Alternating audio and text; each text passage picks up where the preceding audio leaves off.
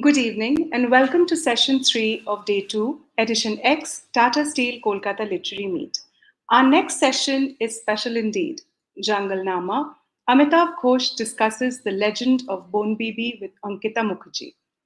Ankita Mukherji is a familiar face for all of us as senior editor and anchor at NDTV. Sahitya Academy winner and Padma Shri Amitav Ghosh is the first English language writer to be conferred the Gyanpith Award. He is the author of several acclaimed books, notable among which are The Shadow Lines, The Hungry Tide, The Ibis Trilogy, The Great Derangement, and most recently Gun Island. His books have been translated into more than 20 languages. Today, Ankita will take us through through Jungle Nama. Over to you, Ankita.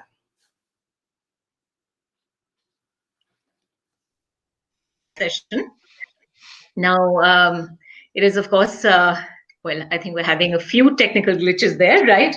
I can see Amitav, and for all those of you tuning into this, it's a miracle that he can actually join us because there's a huge snowstorm, we believe, that is headed to New York, which is where he's trying to drive down to as well at this point. And Amitav, thanks so much for being with us. It's an absolute honor and delight, of course, to be speaking to you. And this, of course, is Amitav's new book, Jungle Nama. And I'm very fortunate to have one of the first copies. This is not out yet. I believe the official release date is the 12th of February.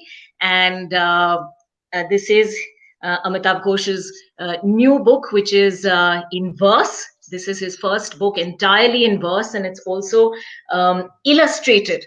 And we are going to talk more about that. So, Amitav, if you have a copy of the book, do you, by any chance? Unfortunately, I haven't received my copy yet. So you have the advantage of me there. I have the honor and great pleasure to formally launch Jungle Nama in that case. And no doubt this is going to be the first of many such launches.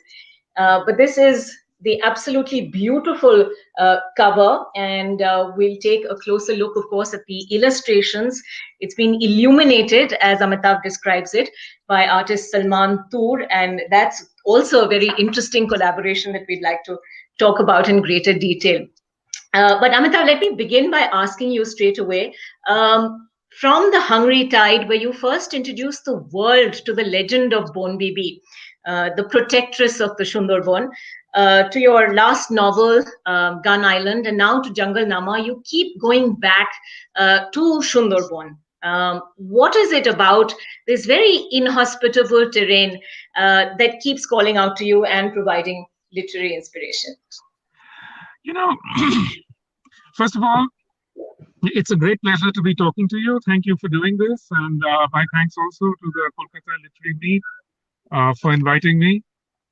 I wish I could be there in person, but it's been more than a year now that since I was last in Kolkata. Right. So it's just the circumstances such as they are. Well, the Sunderban is an incredibly powerful landscape. It has a sort of mesmerizing quality, and I think it's really, in the end, it's the Sunderban itself. It's strange kind of its power that pulls me back every time. But in this particular case, with Jungle Nama, when I wrote The Hungry Tide, there was a lot about the Bon Bibi legend in The Hungry Tide. And already back then, I was thinking of doing some kind of adaptation of the legend. So it was really a project delayed by 15 years, but finally it got underway. Right. Well, so many of the themes that you keep returning to, whether it's climate change, displacement, migration, interconnections, etymologies, they're all to be found in the Sunderban. So take us through that a little more. Well, the Sunderban is really a meeting place. It's a place where where land and water meet, where really many rivers meet. In that sense, one of the most spectacular things about the Sunderban are these confluences of rivers which are called the Mohana, and in some of the places you have 5 or 6 Mohanas coming at this, arriving at the same time. I'm sorry, I'm getting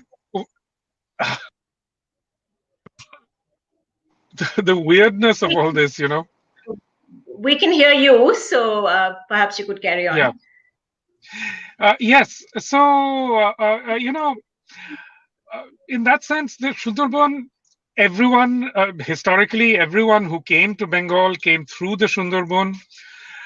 In that sense, the Sundarban is not what you might call a sort of untouched wilderness as such. I mean, it's a place with a very deep history, and the workings of this history are quite visible within the forest.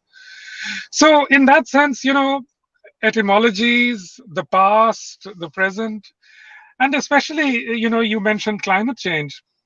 Well, it was in the Sundarban that I really began to understand and appreciate, get a sense of the incredible devastation that climate change is going to inflict upon the whole planet, because the impacts are already visible there.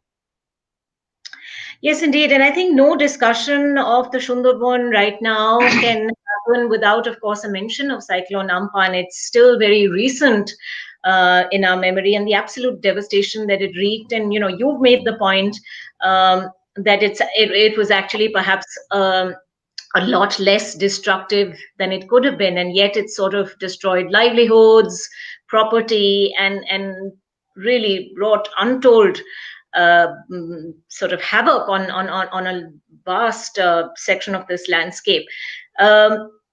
This is something you've been talking about for some time now. Post Cyclone Amphan, maybe we're far more aware of the fragility of this ecosystem, or indeed, really, of all of us. I mean, so many people in Kolkata also have horrifying memories of that evening.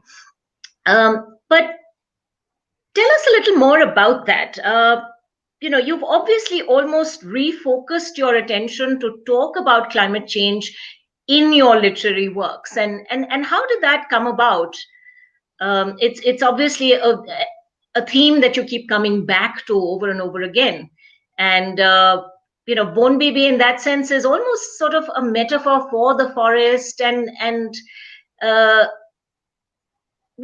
tell us a little more about that. Well, once you start thinking about climate change, once you start looking around at everything that's happening in the world today, it's impossible not to be in some way obsessed by it. But I don't think one should just limit it to climate change. As Margaret Atwood famously has said, it's not just climate change; it's everything change. Right. Everything is changing, and at this particular moment, this pandemic has showed us that more clearly than ever before. I mean, we are living in a reality that is unrecognizable, from the past. So, everything is changing. Everything is changing all around us. And of course, literature has to change too. Writing has to change too. We can't carry on writing as though we were living in in some distant moment. We are living at this moment. We have to recognize it, and it's impossible to escape. And as far as I'm concerned, it's really not just something that's separate from everyday life, something that's called climate change. Right. What we are really seeing is, a new reality, a different reality. Well, let's talk a little bit more about, the very interesting figure of Bon Bibi. Now, for all those of you who are, well, I can't imagine anyone from Kolkata or Bengal not familiar with Bon Bibi. But this is, the story of it. It's a central section of the Bon Bibi legend that is being sort of fleshed out, and you talk about it as being a sort of free adaptation, a retelling of a story that already exists in many previous iterations as well. But the figure of Bon Bibi is in a sense, an extraordinary one. She's part of the lived experience of everybody in the Sundarban. Anyone who ventures into the forest must first seek protection from Bon Bibi, and their lives, in a sense, are also about how much you can take from the jungle, and therefore this balance between human life, human profit, but also letting nature be at some level. So that seems to be the most interesting thing about Bon Bibi, and also the fact that there are performances of the Bon Bibi legend even now by these traveling jatras. So tell us a bit more. Have you actually sort of seen one of these performances? And what is that like? It's kind of surprising that you say that even now, because of course now more than ever. I mean, these jatra performances are huge in the Sundarban, and not just in the Sundarban, all around. I mean, they're performed all the time. And especially this month, January, because the Bon Bibi Puja is basically held around Makar Sankranti, So, which is 14th, 15th January. So I mean, the Bon Bibi legend is very much a part of everyday life. It's a kind of charter, really. It's a kind of charter of conduct for the people who live in the Sundarban. So what the legend is really about is about finding a balance, a balance between the needs of the human and the needs of the non-human. And this is basically what Bon Bibi does. She creates this balance, between, let's say, tigers, but all other beings and humans. So, in that sense, I think it's a very apt legend for today. The moral of it is right on the mark, because what is the problem with our world today? It's really that it's a world out of balance. It's a world where the humans have just taken everything over and left nothing for the non-humans, So, and mind you, the non-humans aren't taking it lightly. I mean, they're striking back. And that's exactly what we see now. It's important that you say that. We're getting echo. So, sorry, you're getting an echo? Yeah.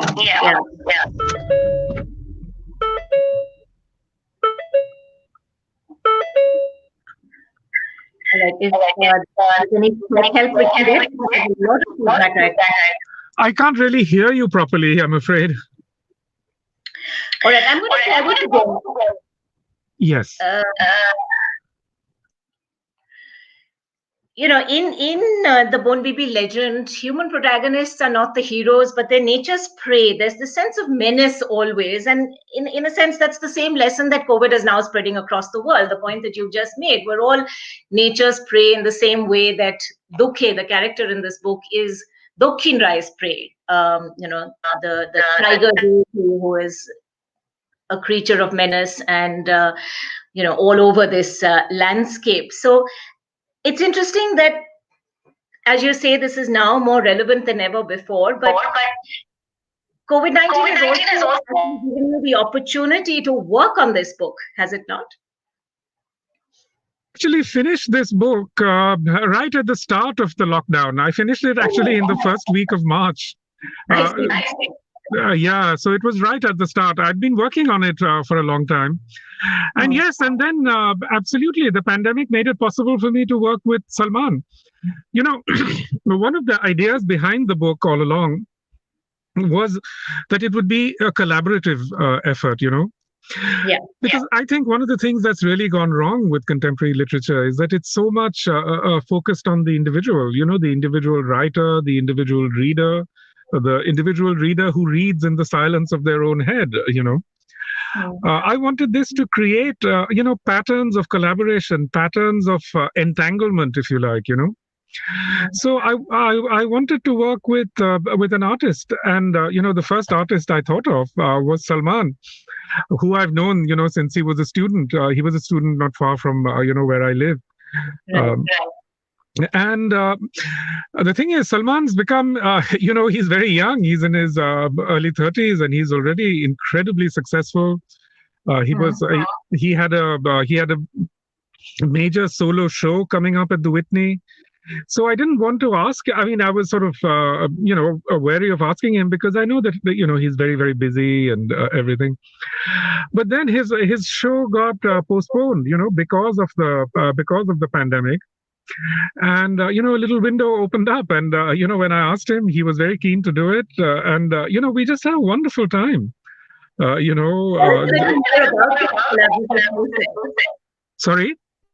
Can you tell us a little more about the process of collaborating with Salman? So did the words come first and then the illustrations? Were you talking about it the entire time? You said you'd finished writing it in March. So obviously he had the poetry, the verse, when he started illustrating it.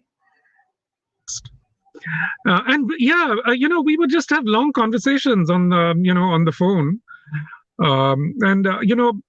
We would discuss it. I think Salman is really just an artist of just astonishing talent. I mean, I would say his talent is not within the range of the normal. I mean, it's he's uncannily talented. Yeah. And I realized that actually, most of all, while working on this, because we would talk and we would discuss various ideas, and then he would just sit down and come up with these magnificent images, which he would send me, and we'd talk about it a little bit, and so it was completely collaborative. And at the same time, it was as though he were creating a sort of parallel text, a parallel story, and that was really wonderful. It was just amazing to work with him. Right. And Salman's work has now become incredibly valuable. He just I think in December, he had an auction at Christie's, which set a record for a work by a living South Asian artist. So, I mean, I just feel very fortunate that I had this opportunity, to work with an artist of this extraordinary talent. I would like to try and sort of showcase some of the illustrations in the book. Let's see if we can do this. This, for instance, is one of the very, very powerful images indeed in the book. And hang on, let me see if I can do this. Okay. So the verse is, of course, on the facing page. The mangroves are home to predators of every kind. Some you'll never see, but they will enter your mind. And then we have this extraordinary illustration where, it's suggestive of ghosts, of sort of deities, supernatural deities. You look at the mangrove trees and they have these sort of tentacles emerging from them. And then in the swirls, the sort of concentric circles around them, which would sort of suggest, well, the mind, psychology. And then you see a sort of shadowy tiger kind of leaping amid those branches. So it's all really sort of, this wonderful swirling landscape, which could suggest an inner landscape as well as this terrain where the tiger sort of reigns supreme. So I thought this was an absolutely deeply powerful image. There's so many more, and I'm going to try and sort of show another one to all our viewers today. Again, this is proving to be a bit of a challenge. All right, there we go.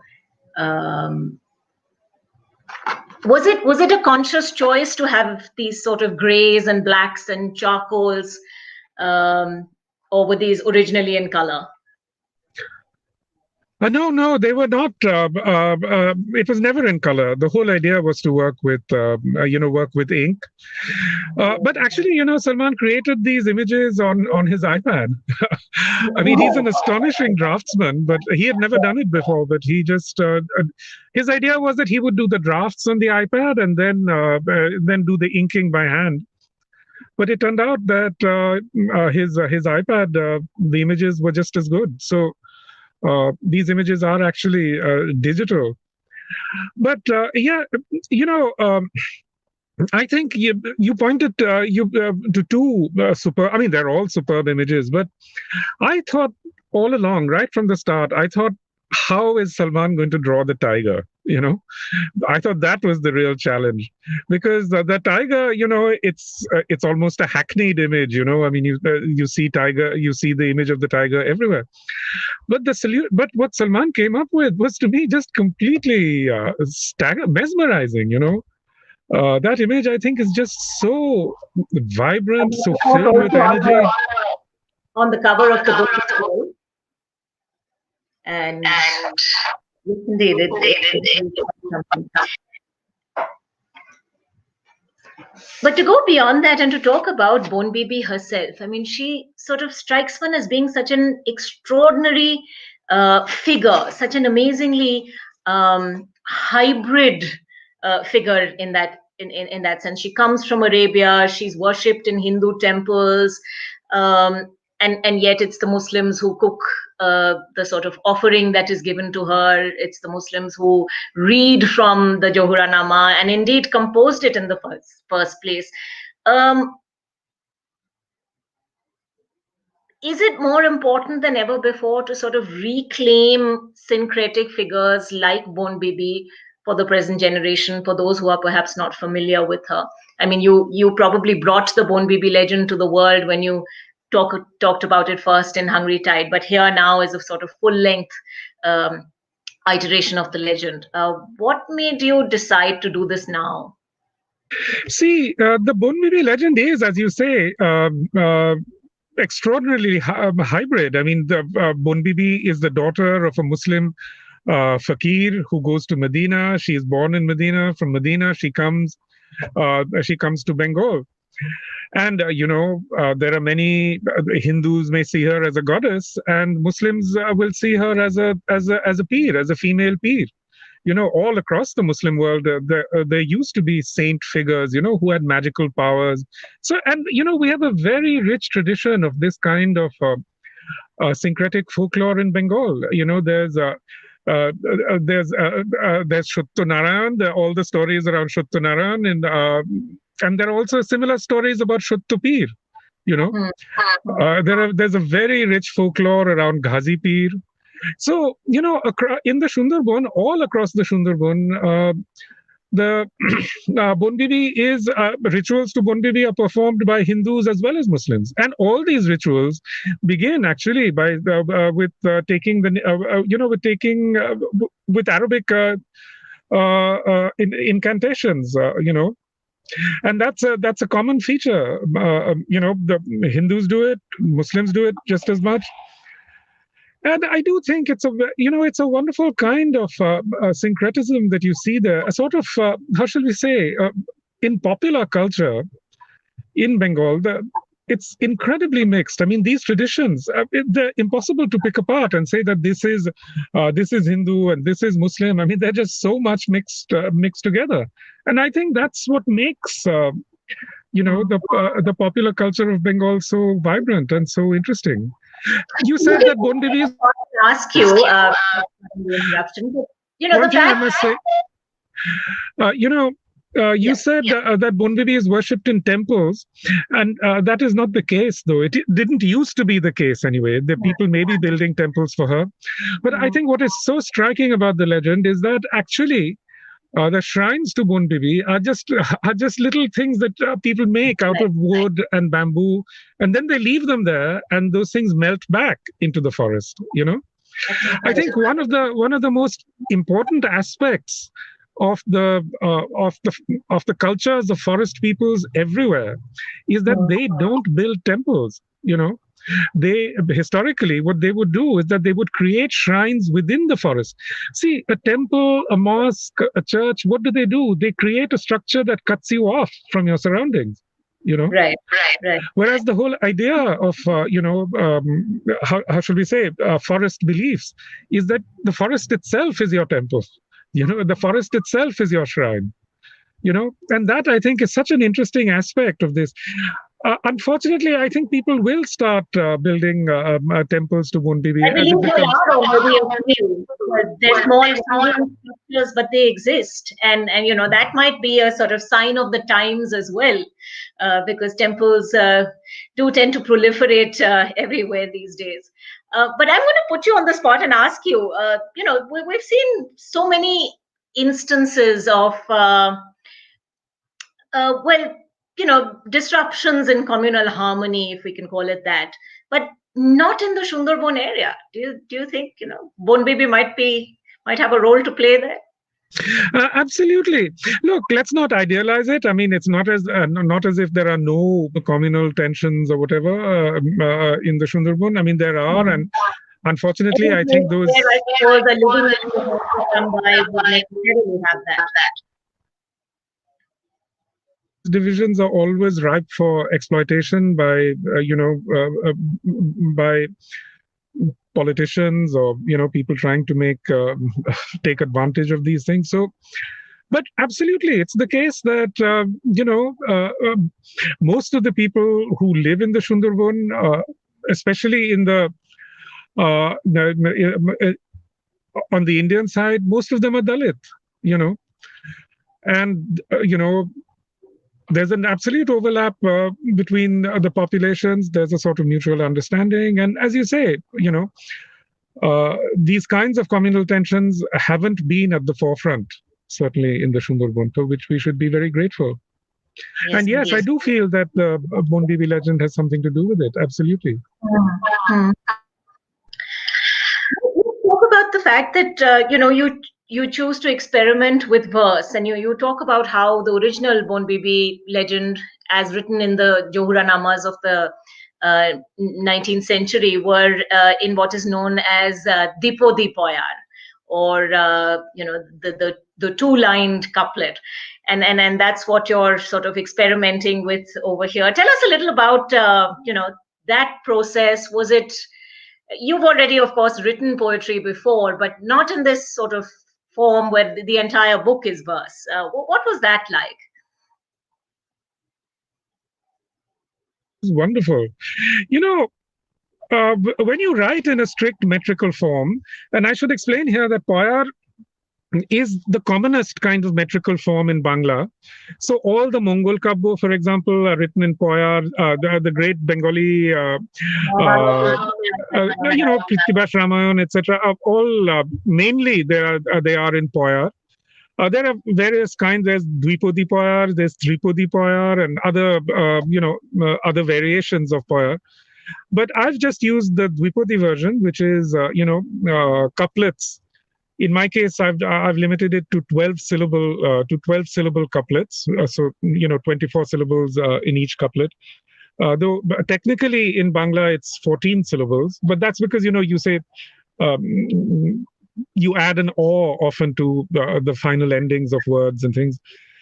But it was incredibly exciting to do. When you write verse, I discovered you're actually bringing to use a part of your brain which you don't use otherwise, because you can literally feel it, in the neural networks in your head. I mean, you're calling on a part of your brain which has never been used, but which is there. It's one aspect of the use of language which has today absolutely withered away. So, I wouldn't call this poetry in the modern sense, because poetry in the modern sense is something else. What I did over here is more like kabbo, it is really kabbo, kavya, which is the use of meter for the telling of a story, And historically in India, stories have always been told in verse. Actually, it's interesting how it's also a recurring motif in the poem, the power of meter and prosody, the discipline of verse. Is that something that's there in the original Johranama, or is that something that you decided to focus on because this was such an interesting creative process?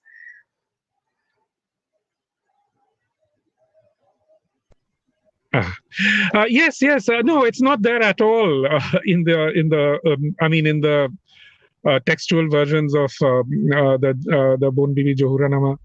The Johuranamas, the men who wrote them, they were not like learned people or artists or anything like that. They were just, I think, just ordinary people who,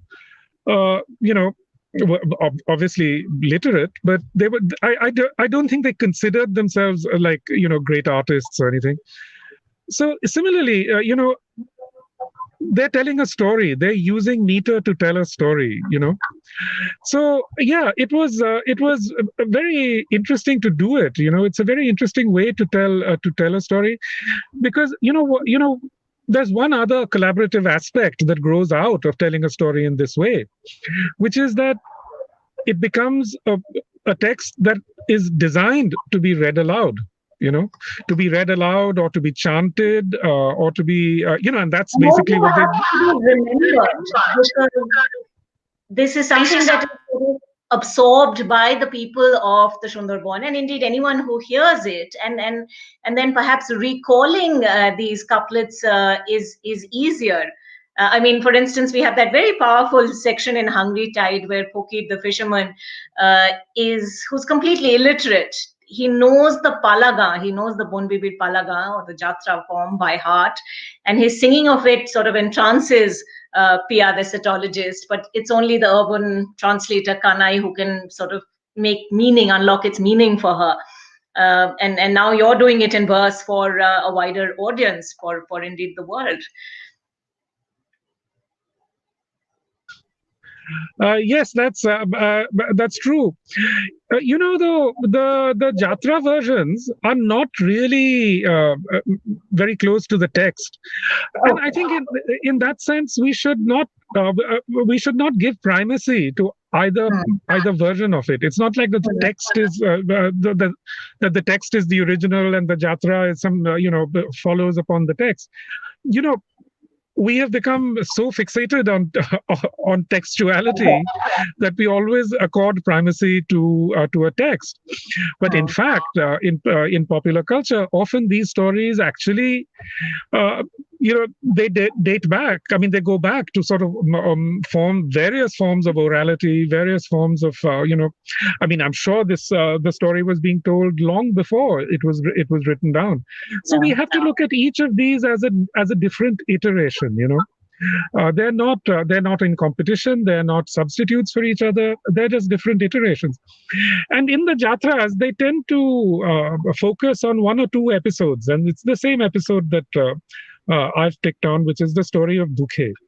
And that's a very, very interesting story, because I find the story very compelling because it's about, a rich relative trying to exploit a poor relative. It's about making a bargain with the devil, if you like. So in all those ways, it's a very primal story. Right. Yeah. With your permission, I'd like to then read out. I mean, I would have loved to have you read out a little section of the book, but since you don't have a copy with you, or unless you have it, on a device, and you'd like to read that out for us, just to give our listeners a sense of what it sounds like, because it's clearly meant to be read aloud and heard, and so I'm just going to read out the beginning of it. This realm was once under the sway of Dokkin Rai, a mighty spirit feared by all under the sky. He preyed on humans in a tiger avatar. Whomever he wanted, he'd take for his shikar. Under his rule, all beings shivered in terror. Day after day, they looked heavenwards in prayer. At length, their entreaties crossed the empty quarter. From Araby, there came two beings of great power. One was the mistress of the forest, Bon Bibi. The other was her brother, Shah Jongoli. Bon Bibi was strong but full of compassion. Her brother was a warrior. His powers were legion. The stranger's arrival didn't elude Dokkin Rai. Nothing in his realm escaped his unblinking eye. Who are these two, he thought. Why are they in my forest? Just look at them, ever so calm and self-possessed. Do they think they can enter without permission? It seems that this pair is asking for a lesson.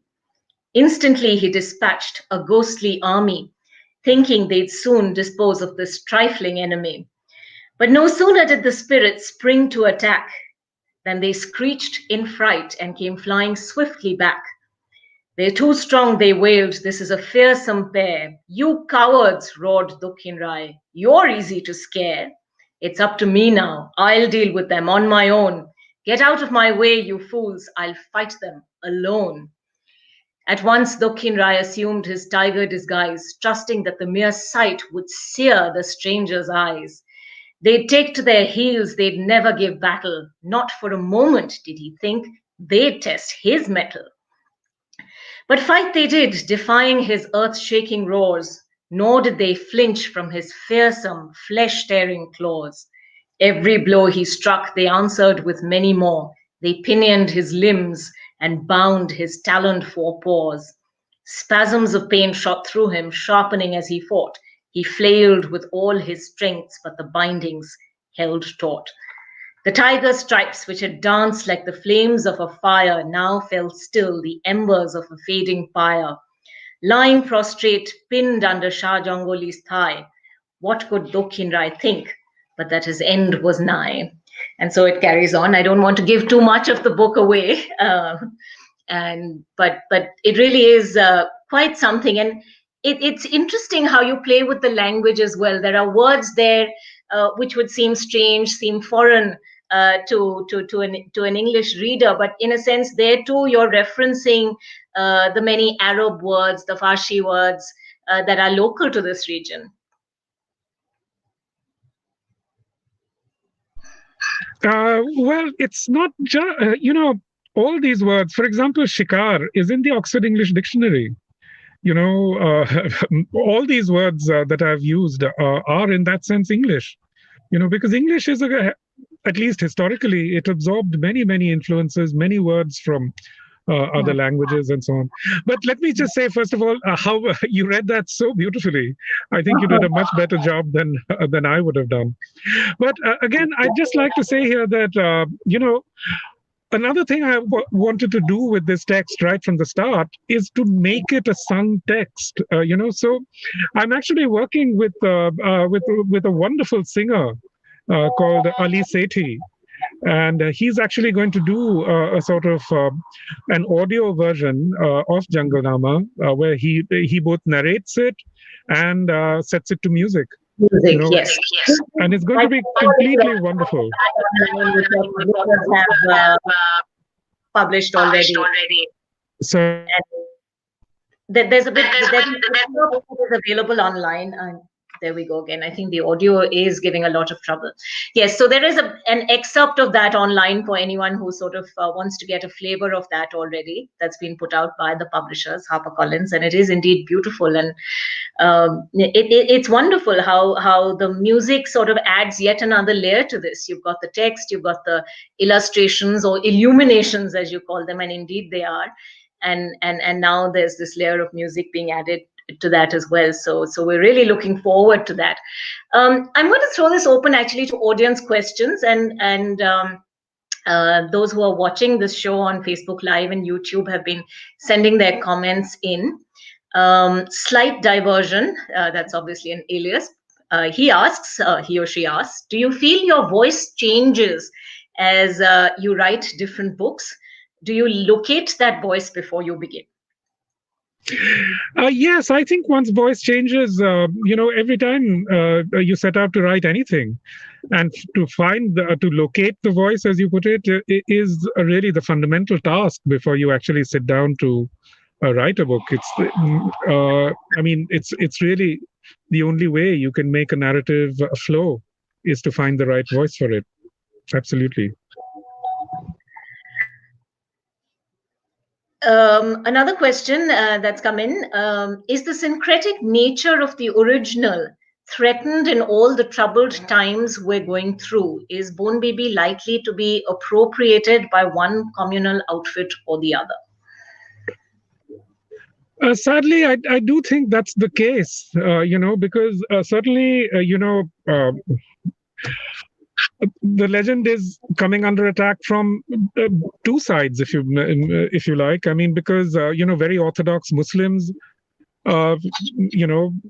they're against a folklore of this kind. They're against stories of this kind. For them, it might be regarded as idolatry and so on. Similarly, this story is so much rooted in in so many Islamic traditions. Bun Bibi coming from Medina. In fact, the first part of the book, the first part of the text, the first half of the text is all about Saudi. It's all set in Saudi Arabia. It's all about Makkah and Medina and so on. So you can see that they too might want to excise those elements of the text and substitute others. I already hear sometimes that people are talking about Bono Devi as opposed to Bon Bibi. So yes, very interesting. Because actually, one of our questions that's come in from Gaurav Shingho is about that, and he asks, "How do you see the transformation appropriation of Bon Bibi to Bon Debi? Do you see such appropriation as something to do with climate change or more anthropocentric discourses?" I think that's exactly what it is.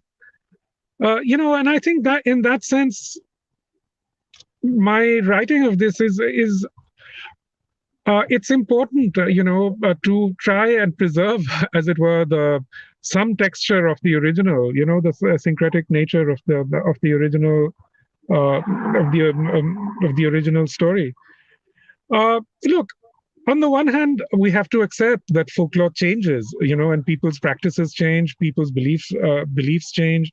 So it's not like I or anyone else can say, "Oh, that and only that is authentic, and it only that can be preserved." But with this particular legend, I just don't see how it can be completely changed to to an idea of a Bono Devi, because, as I said, the entire first part of the legend is set, is about Makkah, Medina, about Arabia. So it's very hard to see how that can happen, and it's very important. I feel that that the syncretic nature of this text at least be understood.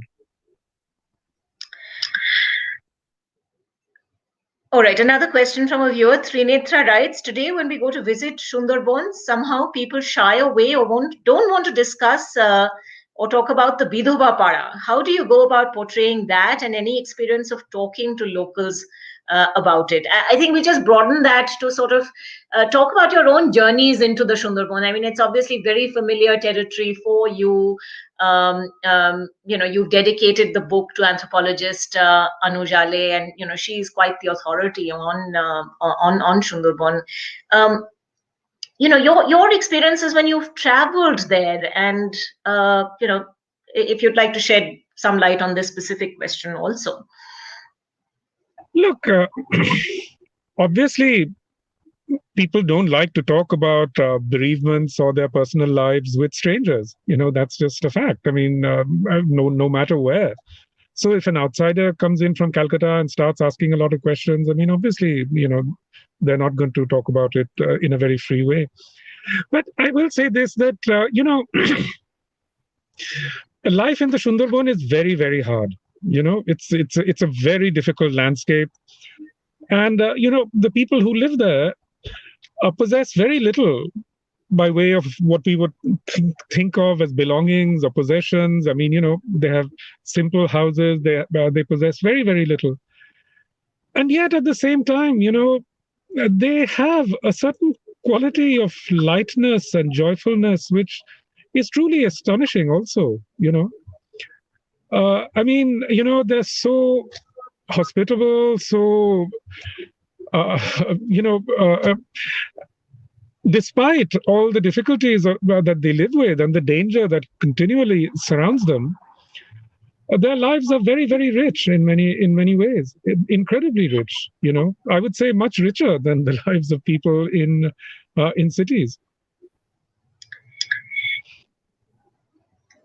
Well, someone who describes himself or herself as the biggest Amitav Ghosh fan ever writes, "How would you balance the economics of tourism with the ecology of the fragile forests of the Sundarban?" Well, that's an interesting question, and I'm told that the Hungry Tide did a lot to boost tourism in the Sundarban, so I shouldn't, I shouldn't say anything bad about it. And it is true, tourism has really proved to be, a huge sort of income source for many people who've lost other sources of income. So in that way, it at least gives people something else to fall back on. At the same time, I do hope that people are careful, when they go around the Sundarban. And unfortunately, one often sees that they're not. You see these huge launches or steamers, bhotbuti, as we say in Bangla, these huge bhotbutis just filled with tourists who are making a noise and throwing things throwing things here and there. So, Not to mention the diesel that those bhotbutis are actually releasing in the water. That's right. That's right. Yes, it's terrible. Hmm. All right, one last question, and perhaps a good note.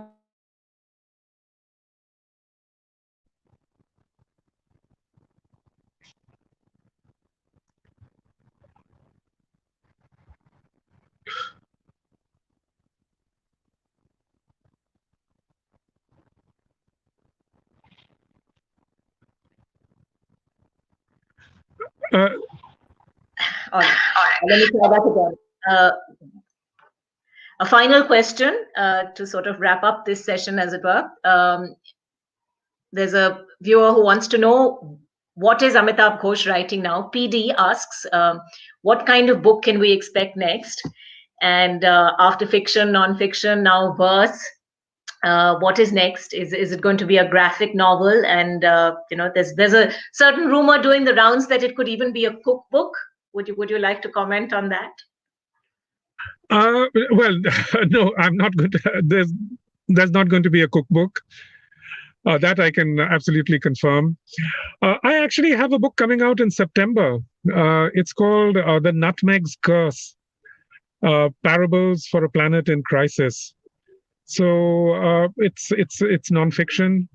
It was written entirely during the pandemic. In fact, I finished it in October. Started in March, finished in October. And it'll be out. I don't really quite know how to describe it, except that it's really about the planetary crisis and its sort of historical roots, and where it comes from, and the sorts of changes it's making in the world today.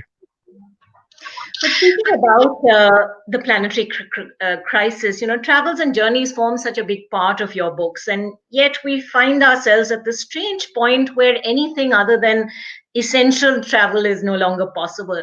Has that changed the way you write or the way in which you perceive the world?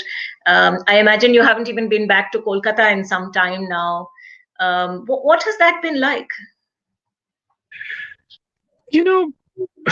In some ways, it's been difficult because I couldn't come back to Kolkata at all, or come to India.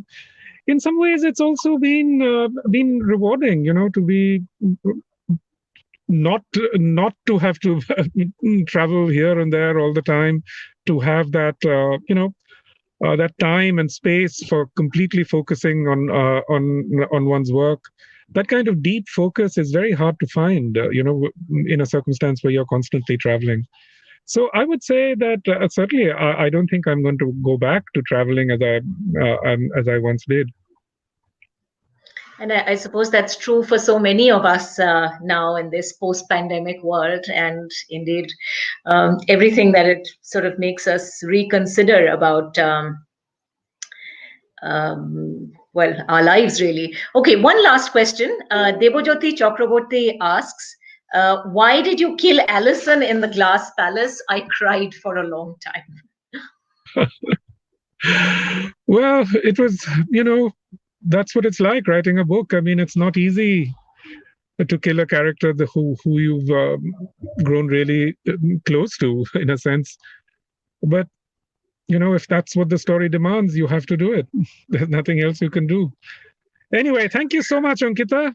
Your old favorite coming back clearly as characters in some of your newer books, and indeed your audience clearly identifies so very deeply with them. But yes, indeed, thank you very much indeed for sort of stopping in the middle of the road while you're trying to beat a snowstorm and speak with all of us. It's been an absolute pleasure. Thank you. Thank you very much indeed. Thank you. Goodbye.